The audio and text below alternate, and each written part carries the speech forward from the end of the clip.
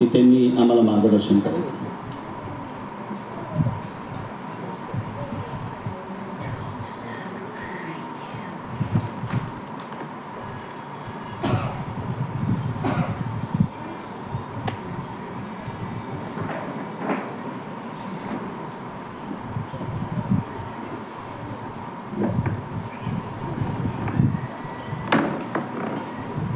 आदरणीय मंच,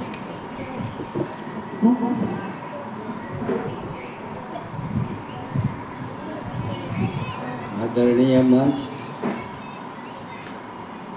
उपस्थित बंधू आणि भगिनींनो,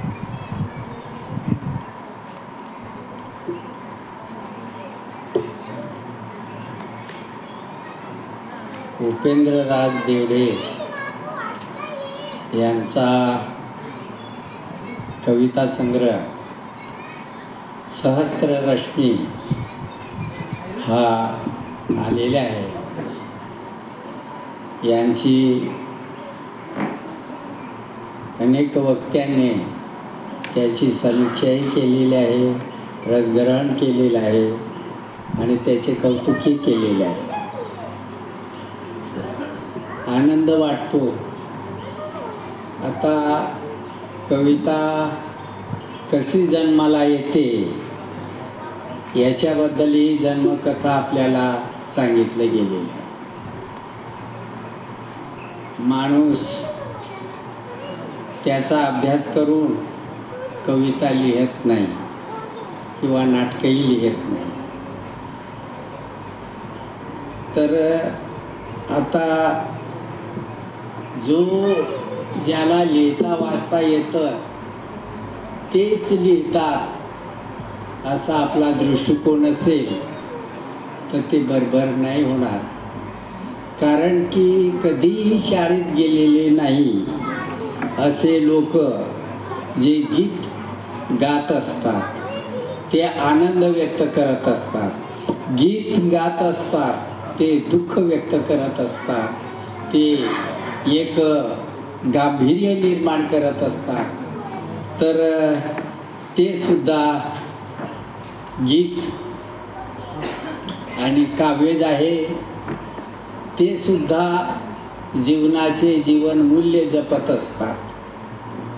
त्यांनाही एक साहित्य म्हणायला पाहिजे असं माझं मत आहे. कविताच्या बद्दल खूप असं कौतुकी झालेलं आहे. विश्वासजी पाटील याने एक आपल्या अभ्यासपूर्ण रसभरीत शैलीमध्ये त्याचे वर्णन केलेलं आहे. आता मला याच्याबद्दल बोलायचं झालं तर याने जे विषय हाताळलेले आहेत ते अनेक. माणूस हा आहे, निसर्ग आहे. या माणूस आणि निसर्ग याच्या जीवनाचे विविध पहलू त्यांनी उलगडत पुढे गेलेले आहे.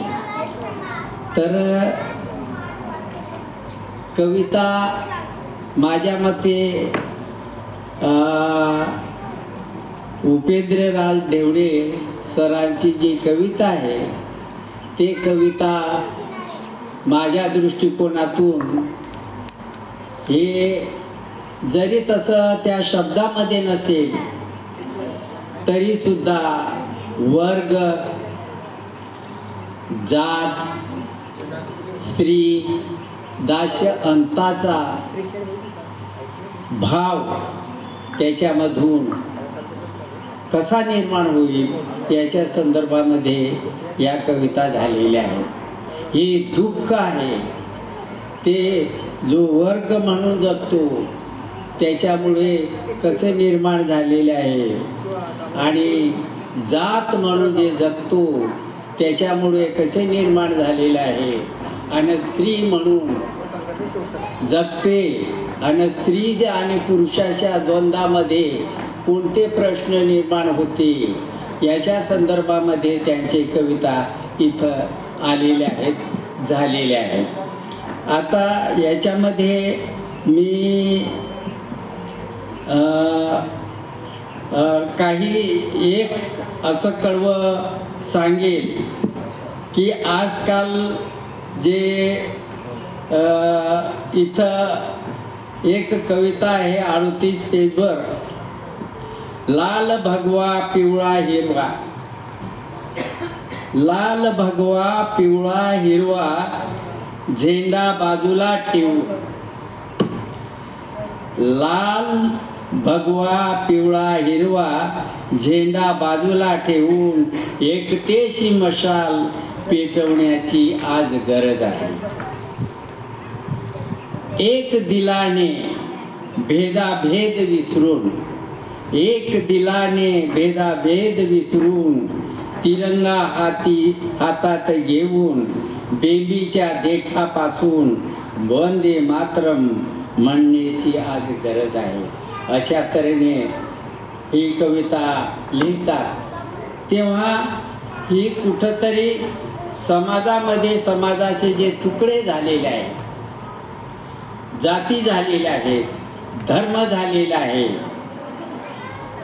आणि स्त्री पुरुष हे दुःखाचे विभाजन झालेले आहे, या सर्वांना एकवटण्यासाठी, माणूस म्हणून जगण्यासाठी या अशा कविता जे आलेल्या आहेत की लाल भगवा पिवळा हिरवा झेंडा बाजूला ठेवून एकतेची मशाल पेटवण्याची आज गरज आहे.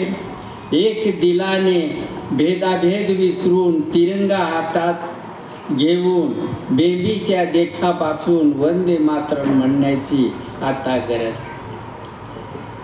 हे माणूस आणि देश वाचवण्याच्या संदर्भामध्ये या भावना कवीने आपल्या कवितेमधून व्यक्त केलेल्या आहेत. तर साहित्याच्या संदर्भामध्ये सुद्धा मला असं सांगावंसं वाटतं की खूप लोक असं म्हणतात साहित्य म्हणजे सारखं नाही असतं, सर्व साहित्य सारखं नसतं, त्याच्यामध्ये मतभेदाचे असे भाव असतात, मूल्य असतात. तर ते भाव ओळखायला पाहिजे. आता साहित्य म्हणजे सारखेच असं नाही आहे. ही समाज व्यवस्था जशी आहे तसेच ते साहित्य आहे. साहित्याचे भाव तिथं आलेले आहेत, हे आपण समजून घेतले पाहिजे. साहित्य, आता मी एक उदाहरण सांगतो की मी जे साहित्य लिहितो ते साहित्य असं लिहितो की आदिवासीला जिथं आत्मसन्मान मिळाला पाहिजे ते माझे साहित्य असे मी म्हणतो. पण जे साहित्य आदिवासीला वनवासी म्हणत असेल ते साहित्य माझे नाही, माझ्या विरोधाचे साहित्य आहे असं भेदभाव करणारा आहे.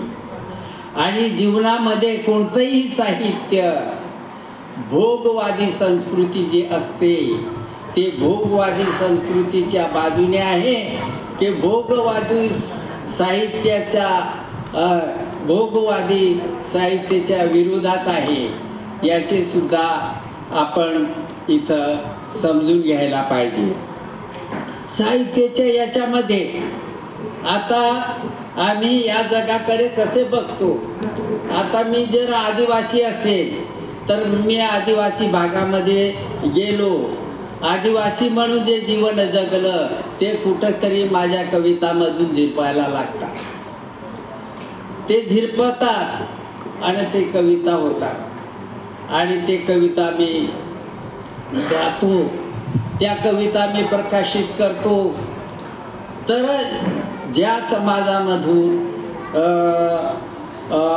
तो जन्माला येतो त्या समाजाचे जे जीवन आहे त्याचाही प्रभाव त्याच्या घरापासून, त्याच्या गावापासून आणि त्याचा आसपासच्या याच्यापासून त्याच्यावर प्रभावित करतात. आणि ज्या वेळेला त्याला मी सुद्धा माणूस आहे आणि मला माणूस म्हणून जगण्याला हे गोष्टी अमुक अमुक गोष्टी बंधन करतात, मला हिणवतात, तेव्हा त्याच्या विरुद्ध तो आपले बोल आपली भावना हे व्यक्त करत असतात.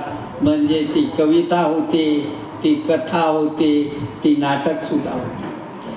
तर असे बांध फोडणारे विचार जे असतात ते साहित्य असतात. आणि म्हणून आपण या प्रकाशन सोहळ्याच्या वेळी हेही आपण हे केलं पाहिजे की या जो आपण जिथं आपण बसलो आहेत हे शिक्षणाचे मोठं हे संकुलन आहे, जिथं विद्यार्जन केले जाते. तर याच्यामध्ये आम्ही ह्या चालवणाऱ्याला अशी विनंती करतो की शिक्षणाची संदर्भामध्ये कुठंतरी चुकीची समज ही प्रस्थापित केलेली आहे किंवा प्रस्थापित केलेले आहे. शिक्षण म्हणजे काय, तर हे जे विद्यापीठ आहे पहिलीपासून 6वीपर्यंत, 6वीपासून 10वीपर्यंत, 10वीपर्यंत कॉलेजपर्यंत इथं जे शिकवलं जातं ते शिक्षण म्हणजे काय, अ ब क ड लिपीच्या माध्यमातून शिक्षण घेणे त्याला शिक्षण म्हणतात आणि त्याला मान्यता मिळते. मग त्याच्यातून पदवीधर होतात, कोणी डॉक्टर होतो, कोणी प्रोफेसर होतो, कोणी इंजिनियर होतो. अशा ह्या पदव्या घेऊन आणि जो असं शिक्षण घेतलेले आहेत त्याला जर सुशिक्षित असं म्हटलं जातं आज मोठ्या प्रमाणामध्ये. पण माझं असं म्हणणं आहे हे शिक्षण तुम्ही जे शाळामध्ये घेतात, कॉलेजमध्ये घेतात, ते शिक्षण तुम्ही डिग्र्या घेताय, त्याच्याला नोकऱ्याही करतात, पण हे शिक्षण पुरेसे नाही. हे शिक्षणाची परिभाषा ही अपुरी आहे. माझा आजोबा कधी शाळेत गेला नाही, माझा आजोबा कधी शाळेत गेला नाही, कॉलेजची पायरी चढला नाही, पण तो आजोबा शेताच्या बांधावरून या बांधावरून नागर धरतो, त्या बांधापर्यंत सरळ रेषामध्ये नागर हाकतो. तर याला शिक्षण नाही म्हणायचं का? यालाही शिक्षण म्हटलं पाहिजे. पण त्याला अनाडी आहे म्हणून हिणवण्याची जी परंपरा आहे ही परंपराला कुठंतरी तोडली पाहिजे. ते काम या शिक्षणाचे क्षेत्राचे असले पाहिजे असं माझे मत आहे. आमच्या बाया अनाडी आहेत, ज्या शाळेत गेलेत नाही, अनाडी आहेत, त्याला म्हणतात जावा हे कापूस नेंदून या, निंदणी करायला जा असं म्हणतात. तर त्या बाया जातात आणि बराबर गवत आहे तेच काढतात. जर अनाडी राहिल्या असत्या तर त्या बाया गवताबरोबर कापूसही उपटून फेकून दिल्या असतात.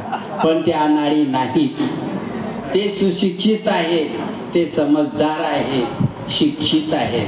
तर हा जो भाग आहे या भागाला या विद्यापीठाचे कर्तव्य असलं पाहिजे.